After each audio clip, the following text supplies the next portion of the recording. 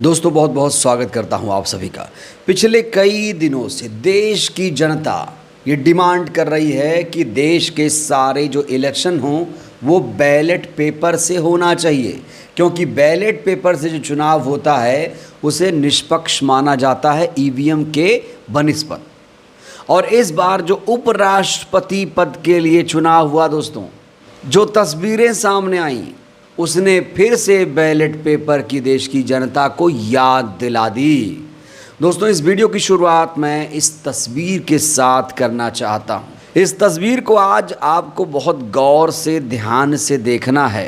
प्रधानमंत्री के भाव विचार को भी ध्यान से देखना है। इस तस्वीर को आप देखिए, आप यहाँ पर देख सकते हैं भारत के जो प्रधानमंत्री हैं, देश के प्रधानमंत्री, वो उपराष्ट्रपति पद के लिए अपना मतदान कर रहे हैं। और मतदान यहाँ कैसे हो रहा है? मतदान यहाँ बैलेट से हो रहा है, बैलेट से। और प्रधानमंत्री का आप चेहरा देखिए, भाव देखिए चेहरे का, ऐसा लग रहा है वो खुश नहीं हैं। मानो ऐसा लग रहा है कि कह रहे हों कि ये वाला चुनाव भी ईवीएम से होता तो इतनी मेहनत नहीं करनी पड़ती। वैसे दोस्तों जो उपराष्ट्रपति पद के लिए चुनाव हुआ है उसमें एनडीए के प्रत्याशी की जीत हुई है।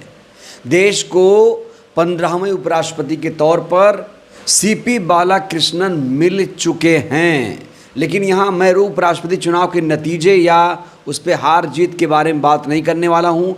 देश की जनता अब यही कह रही है कि देश के सारे जो चुनाव होने चाहिए वो बैलेट पेपर से होने चाहिए।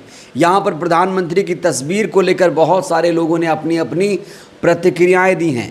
बहुत सारे लोगों ने यही कहा है कि ये चुने बैलेट पेपर से और इनका चुनाव बैलेट पेपर से क्यों नहीं हो।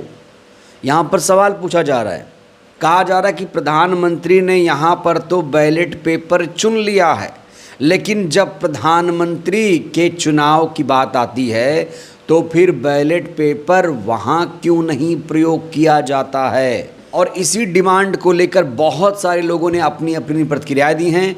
इस बीच सबसे बड़ी तीखी प्रतिक्रिया सामने आई है नेहा सिंह राठौर की, जो लगातार वोट चोर गद्दी छोड़ के नारे लगा रही हैं, ईवीएम को हटाने की मांग कर रही हैं, बैलेट पेपर की बहाली की मांग कर रही हैं। नेहा सिंह राठौर ने इस तस्वीर को लेकर एक तीखा कमेंट किया है। नेहा सिंह राठौर ने लिखा है कि जब खुद बैलेट पेपर से वोट डाल रहे हैं तो देश की जनता ईवीएम से वोट क्यों डाल रही है। बहुत ही बेहतरीन और जायज़ सवाल यहाँ पर नेहा सिंह राठौर द्वारा पूछा गया है। वो कह रही हैं कि प्रधानमंत्री तो खुद ही बैलेट पेपर से वोट डाल रहे हैं, लेकिन जब देश की जनता के वोट डालने की बारी आती है तो वो ईवीएम का प्रयोग करती है। देश की जनता को बैलेट पेपर कब नसीब होगा? कब हमारे देश की जनता बैलेट पेपर से वोट डालेगी? बड़े बड़े लोग तो बैलेट पेपर के मज़े ले रहे हैं, बैलेट पेपर से चुनाव कराए जा रहे हैं, लेकिन लोकसभा का चुनाव बैलेट पेपर से कब होगा, इसको लेकर यहाँ सवाल पूछे जा रहे हैं। वहीं एक और यूज़र हैं, एक श्रीनिवास जी हैं, जो पूर्व आईओआईसी अध्यक्ष रह चुके हैं। लिखते हैं, जब भारत का प्रधानमंत्री देश के उपराष्ट्रपति को बैलेट पेपर से चुन रहा है तो फिर भारत का प्रधानमंत्री बैलेट पेपर से क्यों नहीं चुना जाना चाहिए? बताओ चोर आयोग। यहाँ चुनाव आयोग को कटघरे में खड़ा किया जा रहा है।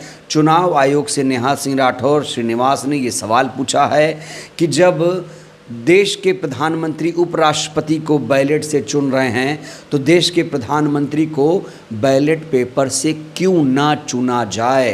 हालांकि दोस्तों जो बैलेट पेपर के विरोधी हैं वो ये कह रहे हैं कि भारत बहुत विशाल देश है। अरे भाई, उपराष्ट्रपति चुनाव में तो 700-800 लोग वोट डालते हैं और जल्दी से वोटिंग हो जाती है, लेकिन भारत तो बहुत विशाल देश है, बहुत टाइम लग जाएगा। तो बड़ा सवाल ये है कि बैलेट पेपर से टाइम लग जाएगा तो ईवीएम से ही कहाँ नहीं टाइम लगता है। ईवीएम से देखिए चुनाव कितने कितने महीने तक चलता रहता है, और जब काउंटिंग होती है तो नतीजे देर रात तक आते हैं। तो फिर कहाँ ज़्यादा फ़र्क नज़र आ रहा है, ये देश की जनता भी सवाल पूछ रही है। वहीं कांग्रेस के सांसद रणदीप सिंह सुरजेवाला ने प्रधानमंत्री से एक तीखा सवाल पूछा है। उन्होंने कहा है कि भाजपा और प्रधानमंत्री को हमें बताना चाहिए कि अगर उपराष्ट्रपति का चुनाव बैलेट पेपर पर हो सकता है तो सांसदों और विधायकों का चुनाव क्यों नहीं। ये संविधान की परंपराओं और मर्यादा की रक्षा की लड़ाई है। हमारे लिए लड़ाई सिर्फ वोट डालने तक सीमित नहीं है, ये संसद की मर्यादा, परंपराओं और मूल्यों और मापदंडों को बचाने की लड़ाई है। तो यहाँ पर हर कोई एक ही सवाल पूछ रहा है कि उपराष्ट्रपति का चुनाव बैलेट पेपर से हो सकता है तो फिर जिला अध्यक्ष का चुनाव, पंचायत का चुनाव, विधानसभा का चुनाव, लोकसभा का चुनाव बैलेट पेपर से क्यों नहीं हो सकता है। और मुझे लगता है कि इलेक्शन कमीशन को इसको लेकर अपना जवाब देना चाहिए। इलेक्शन कमीशन को तुरंत इसका जवाब देना चाहिए। हालांकि इलेक्शन कमीशन लगातार सवालों के जवाब से भाग रहा है, लेकिन इस बार इलेक्शन कमीशन भाग नहीं पाएगा। उसे इस सवाल का जवाब तो देना ही होगा। दोस्तों, पिछले दिनों आपको याद होगा कि कर्नाटक के जो सीएम हैं उन्होंने एक निर्णय लिया था, कैबिनेट की बैठक बुलाई थी और कहा था कि अब हम चुनाव बैलेट पेपर से कराएंगे जो पंचायत निकाय चुनाव आने वाले हैं। और जब उन्होंने ये बात चुनाव आयोग के सामने रखी तो जो कर्नाटक चुनाव आयुक्त हैं उन्होंने बैलेट की प्रशंसा की। उन्होंने बैलेट पेपर से चुनाव कराए जाने को सराहनीय पहल बताया।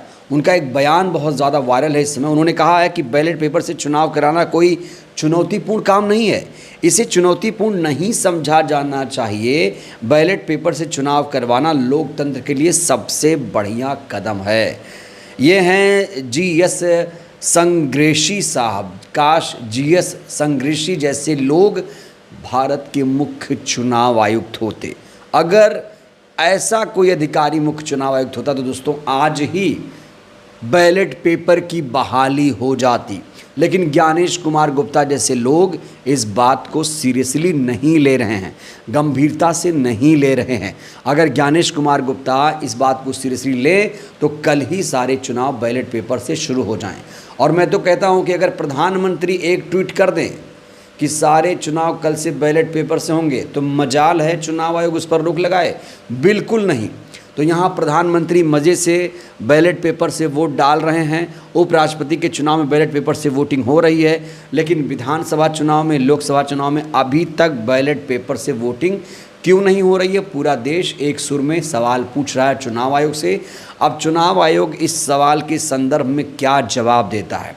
हालांकि चुनाव आयोग बार बार ये कहता है कि भारत बहुत बड़ा देश है, विशाल देश है, बड़ी आबादी है और इसका जो क्षेत्रफल है दूर दराज इलाकों में फैला हुआ है और जब हम बैलेट से चुनाव कराएंगे बड़ा ज़्यादा टाइम लग जाएगा। इस तरीके की एक दलील दी जाती है।